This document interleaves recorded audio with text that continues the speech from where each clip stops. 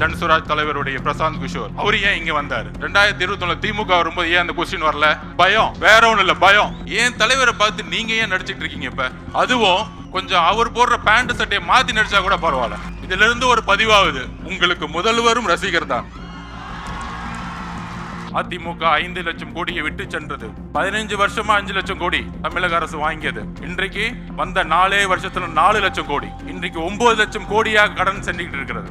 மேம்பட்ட நாடுகளில் ஊழல் எப்படி இருக்குன்னா, வளர்ச்சி ஊழல், பொருளாதாரத்தை உருவாக்குவாங்க, அதுல ஊழல் இருக்கும். இங்க கடனை உருவாக்கி அதுல ஊழல் பண்றாங்க. தொட்டு தொடரும் ஒரு பட்டு பாரம்பரியம். ராஜ்மஹால் மதுரை. பல்வேறு சூழ்ச்சிகள் என்னை சூழ்ந்த பொழுது ஒரு அழைப்பு வந்தது திரு தலைவர் அவர்களிடமிருந்து. உங்களுடைய இடம், உங்களுடைய கொள்கை தமிழக வெற்றி கழகத்தில் இருந்து துவங்குங்கள் என்று. நான் ஏன் தமிழக வெற்றி கழகத்தில் சேர்ந்தேன் என்கின்ற பதிவை நான் இங்கு பதிவு செய்ய வேண்டும். சிறு வயதில் புரட்சியாளர் அம்பேத்கர் அவர்களிடமும் தந்தை பெரியார் அவர்களிடம் இணைக்கப்பட்டவன் நான். அந்த கொள்கை வழியில் பல்வேறு அரசியல் கட்சிகளில் பணி சேர்ந்த அனுபவம் இருக்கிறது. ஆனால் என்னுடைய ஒரே கேள்வி, தந்தை பெரியார் அவர்களை சமூக சீர்திருத்தத்தை பேசக்கூடிய இந்த அரசியல், 70 வருட அரசியல் எப்பொழுதும் புரட்சியாளர் அம்பேத்கரை மேடையில் ஏற்றியது கிடையாது.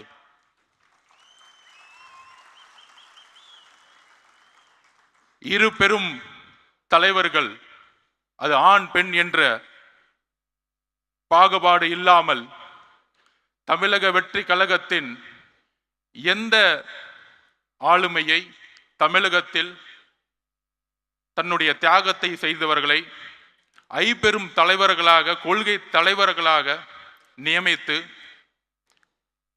தன்னுடைய சினிமா என்கின்ற உச்சபட்ச ஒரு பொருள் ஈட்டக்கூடிய ஒரு பொறுப்பையும் துறந்து இந்த கொள்கை வழியில் நடக்க வேண்டும், ஒரு புதிய அரசியலை உருவாக்க வேண்டும். அவரோடு சேர்ந்து உரையாடிய பொழுது எந்த அளவிற்கு கொள்கை ரீதியில் தன்னை உள்வாங்கியிருக்கிறார் என்கின்ற ஒரு புரிதலோடு என்னை தமிழக வெற்றி கழகத்தில் இணைத்துக் கொண்டேன். தலைவர் கூறியதை போல பெரியாரிசம் பேசுவார்கள், சமூக சீர்திருத்தம் பேசுவார்கள். ஆனால் ஜாதி அரசியலை பேசி தேர்தல் அரசியலில்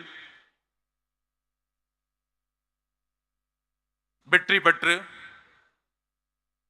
ஊழலை முதற்கண்ணாக ஆட்சியில் முக்கிய ஒரு கொள்கையாக உருவாக்கி போலி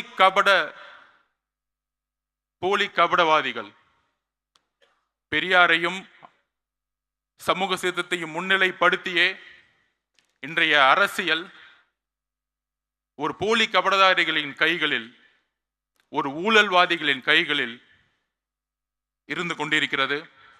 அதை துடைத்தெறிய வேண்டும். உண்மையான, அவர் கூறியதை போல மக்களிடம் உண்மையான உணர்வு அற்ற தலைவர்கள் தான் நான் பார்த்த பல்வேறு அனுபவங்கள். அந்த உணர்வு தமிழக வெற்றி கழகத்தில் இருக்கிறது. ஒரே கட்சி பெரியாரையும் அம்பேத்கரையும் இணைத்து சமூக சீர்திருத்தத்தை உருவாக்கக்கூடிய ஒரு இயக்கமாக பரிணமித்துக் கொண்டிருக்கிறது. சரியாக 1925களில் திராவிட இயக்க சித்தாந்தங்களும் நீதி கட்சியின் மூலம் உருவாக்கப்பட்டு எல்லோரும் சமம் என்ற கருத்தியலை நீதி கட்சியின் மூலம் உருவாக்கப்பட்டு, நீதி கட்சியின் ஆட்சியின் மூலம் உருவாக்கப்பட்டு, தந்தை பெரியார் மூலம் அந்த கொள்கைகளை திராவிட கழகம் மூலம் சேர்த்து அண்ணா அவர்கள் உருவாக்கிய எல்லோரும் சமகின்ற அரசியல் 1949 உருவாக்கப்பட்டு இன்றோடு கடந்த 100 வருடங்கள் ஆகிவிட்டது. ஆனால் பெரியார் அவர்கள் கண்ட கனவு, அண்ணா அவர்கள் கண்ட கனவு, புரட்சியாளர் அம்பேத்கர் கண்ட கனவு எதுவும் நிறைவேற்றப்படவில்லை. எதுவும் நிறைவேற்றப்படவில்லை. வெற்றி பெற்று ஒவ்வொரு துறையிலும் ஊழல் செய்து 30 வருடங்களுக்கு முன்பு எந்த பொருளாதாரம் வலிமை இல்லாதவர்கள் இன்று மிகப்பெரிய கல்வி நிறுவனங்களை நடத்தி கொண்டு சினிமா துறையில் பல்வேறு தொழில்களை நடத்தி கொண்டு இருக்கின்ற ஒரு அரசாங்கமாக அரசை நோக்கிய ஒரு அரசியல் இன்று இருந்து கொண்டிருக்கிறது. அதற்கு ஒரே மாற்று தமிழக வெற்றி கழகம். அதற்கு ஒரே சிந்தனை உள்ள தலைவர் நம்மளுடைய தலைவர் விஜய் அவர்கள். எல்லோரும் பொதுவா கொள்கை ரீதியா இருக்கக்கூடியவர்கள் தொலைக்காட்சி விவாதங்கள் பேசிக் கொண்டிருப்பார்கள். நடிகர், அவருக்கு கொள்கை தெரியுமா அப்படிங்கிற விமர்சனம் இன்றைக்கு வரைக்கும் வைத்துக் கொண்டிருப்பார்கள். 75 வருடங்களாக கொள்கை பேசிய தலைவர்கள் இதுவரையும் என்ன மாற்றத்தை உருவாக்கி இருக்கிறார்கள்? 2021 பிரச்சாரம் திமுக செய்த பொழுது தமிழகத்தை கடனில் செலுத்திய மாநிலம் அதிமுக 5 லட்சம் கோடியை விட்டு சென்றது. 15 வருஷமா 5 லட்சம் கோடி தமிழக அரசு வாங்கியது. இன்றைக்கு வந்த 4 வருஷத்துல 4 லட்சம் கோடி. இன்றைக்கு 9 லட்சம் கோடியாக கடன் சென்றுகிட்டு இருக்கிறது. Policy failures. கொள்கைகளை பேசி மேடைகளில் பேசி மக்களிடம் கவர்ச்சியை ஏற்படுத்தி அந்த கவர்ச்சி மூலம் ஆட்சியை ஏற்படுத்தி அந்த ஆட்சியின் மூலம் ஊழலை மட்டுமே செய்து கொண்டிருக்கின்ற ஒரு அரசாங்கம் தான் இன்றைக்கு இருந்து கொண்டிருக்கிறது. மேம்பட்ட நாடுகளில் ஊழல் எப்படி இருக்குன்னா, வளர்ச்சி ஊழல், பொருளாதாரத்தை உருவாக்குவாங்க, அதுல ஊழல் இருக்கும். இங்க கடனை உருவாக்கி அதுல ஊழல் பண்றாங்க. இதுதான் பிரச்சனை. ஊழல் பண்றீங்க, ஒரு பொருளாதாரத்தை உருவாக்கி ஊழல் பண்ணா கூட ஒரு பெரிய புரட்சியை மேலை நாடுகளை பார்க்கலாம். இங்க கடனை உருவாக்கி ஊழலை செய்து கொண்டிருக்கிறார்கள். நம்மளுடைய தலையில எல்லாம் 9 லட்சம் கோடி இருக்கு. இன்னைக்கு 4 வருஷத்துல 4 லட்சம் கோடி. கேட்டா பொருளாதாரம் வளர்ந்துருச்சு, 10 லட்சம் கோடியை கொண்டு வந்துட்டோம். எல்லாமே மீடியா செட்டிங், பக்கா செட்டிங் பண்ற தவிர எதுவுமே தெரியாது. நான் ஒண்ணு கேட்கிறேன். என் தலைவரை பார்த்து நடிகருக்கிறீங்க. அவர் எப்பவுமே சொன்னார், இப்ப கூட பதிவில், என்னுடைய ஒரே ஒரு கமிட்மெண்ட் இருக்கு, முடிந்த உடனே என்னுடைய வாழ்க்கை முழுவதும் மக்களுக்காக டிக்ளேர் பண்ணிட்டார்.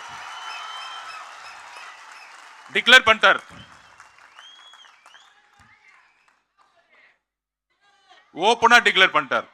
ஆனா என் தலைவரை பார்த்து நீங்க ஏன் நடிச்சிட்டு இருக்கீங்க? இப்ப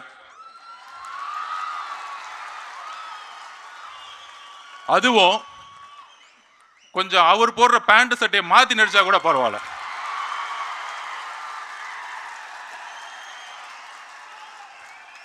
இதுல இருந்து ஒரு பதிவாகுது, உங்களுக்கு முதல்வரும் ரசிகர் தான்.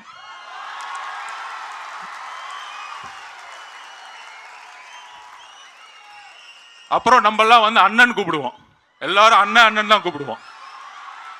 அடுத்த நாள் பார்த்தா வாரிசு, பிறப்பால் பதவி அடைந்தவர் அண்ணன் சொல்லிட்டு பேச ஆரம்பிச்சிட்டாங்க. என்ன நடக்குதுன்னே தெரியல. சோ தூக்கத்துல எல்லாம் இப்ப என்ன நடக்குதுன்னா, ஆளுங்கட்சிக்கு தூங்கும் போது நடக்கும் பொழுது இந்த கூட்டத்தை எப்படி அடக்கிறது? நம்ம மணி சொன்ன மாதிரி இது என்ன களிமண்ணா? ரசிகர் கூட்டம். ஆமாப்பா, இப்படிதான் எம்ஜிஆர் சொன்னீங்க. 77 தூக்கி போட்டாரு, 89 வரைக்கும் வர முடியல. அவர் உயிரோட இருக்க வரைக்கும் வர முடியல. ஏளனம் பேசுவதை நிப்பாட்டுங்கள். ஒருத்தரை ஒருமையில் பேசுவதை நிப்பாட்டுங்கள். மக்கள் வரவேற்பார்கள். தன்னுடைய தொழிலை, தன்னுடைய பொருளாதாரத்தை தூக்கி எறிந்த தலைவரை வரவேற்பார்கள். ஆட்சியை அமைத்து பொருளாதாரத்தை உருவாக்கக்கூடிய அரசாங்கங்கள் தான் நாம் பார்த்துக் கொண்டிருக்கிறோம். பொருளாதாரத்தை தூக்கி எறிந்த ஒரு தலைவரை நாம் பார்த்துக் கொண்டிருக்கப்படுகிறோம்.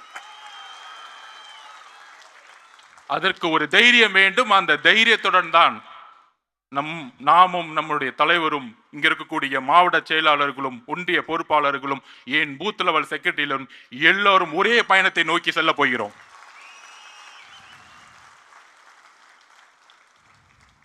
நம்ம ஜெனரல் செக்ரட்டரி அண்ணன் இது கிளம்பும் போது 4 மணி, ஆனா 6 மணிக்கு இருந்தார் காலையில. புதுசா உட்காந்து மேடையில யூடியூப்ல உட்காந்துட்டு ஜான் ஆரோக்கிய சுவாமிக்கும் மாதவ அர்ஜுனாவுக்கும் பொருளாளர் அவர்களுக்கும் பொதுச் செயலாளருக்கும் பிரச்சனை. டைம் வேஸ்ட் பண்ணாதீங்க. நாங்க ரொம்ப கிளியரா இருக்கோம், ரொம்ப கிளியரா இருக்கும், போக்கஸ்டா இருக்கும். நான் ஸ்போர்ட்ஸ்மேன், அண்ணன் நம்பர் 1, நடிகர் இல்ல, இண்டஸ்ட்ரியோட நம்பர் 1. நிறைய பேர் வந்து சினிமாவில் நடிச்சாங்க.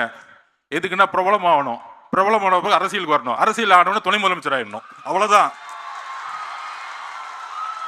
இங்க இங்க இங்க உண்மையா இருந்து நம்பர் 1 இருக்காரு ஒரு இண்டஸ்ட்ரியில. அதுக்கு ஒரு தைரியம் வேணும், அதுக்கு ஒரு உழைப்பு வேணும், அதுக்கு ஒரு கமிட்மெண்ட் வேணும், அதுக்கு ஒரு மக்கள் ஆதரவு வேணும். இங்க மக்கள் ஆதரவு இல்லாம யாராலையும் நம்பர் 1 ஆக முடியாது. நீங்க எந்த விதமான ராஜாங்கத்தை உருவாக்கலாம், நீங்கள் எந்த விதமான மன்னராட்சியை உருவாக்கலாம். 1917 ரஷ்ய புரட்சி, 1789 பிரெஞ்சு புரட்சி, இந்த புரட்சியை படியுங்கள். இந்த மன்னராட்சி அதிகாரத்தை யூஸ் பண்றது, எங்க கட்சிக்காரங்க மேல எஃப்ஐஆர் போடுறது, சிறை செல்வதற்கும் நாங்கள் தயார், சிறை செல்வதற்கும் நாங்கள் தயார். சிறைகளை பார்த்து பயப்படுவர்களை நாங்கள் சிறையும் செல்வோம், சென்ட் ஜார்ஜ் கோட்டையும் செல்வோம். அடுத்த 62 வாரங்கள் நாம் தான் எதிர்க்கட்சி தலைவர், நம் தலைவர் தான் எதிர்க்கட்சி தலைவர். தயாராவோம். நீங்கள் எதையும் செய்யுங்கள். எத்தனை போலீஸ் வேணா பண்ணுவாங்க. நம்ம தலைவர் விகடன் மெடல சொன்னார், உங்களுடைய கூட்டணி அரித்மாட்டிக்ஸ், உங்களுடைய கூட்டணி பலமான கூட்டணி இதெல்லாம் உடையும். அதுக்கு ஒரு உதாரணம் சொல்றேன். 2011 இதேதான் யோசிச்சாங்க. திமுக 30%, காங்கிரஸ் 10%, 40%, அதோடு சேர்ந்து பிஎம்கே 8%, விசிகே எல்லாம் சேர்ந்து 55% வர சொன்னாங்க. ஆனா 203 தொகுதிகளில் அன்றைக்கு இருந்த ஜெயலலிதா மேடம் ஜெயிச்சாங்க. எதிர்கட்சி தலைவராக கூட ஆக முடியல. சோ தமிழக மக்களுக்கு தெரியும் ஆட்சியோட பிரச்சனை என்ன. 36% ஈபி விலை ஏற்றி இன்னைக்கு எந்த இண்டஸ்ட்ரியும் ரன் பண்ண முடியல. நீங்க கொடுக்கக்கூடிய 1000 ரூபாய் பத்துமா?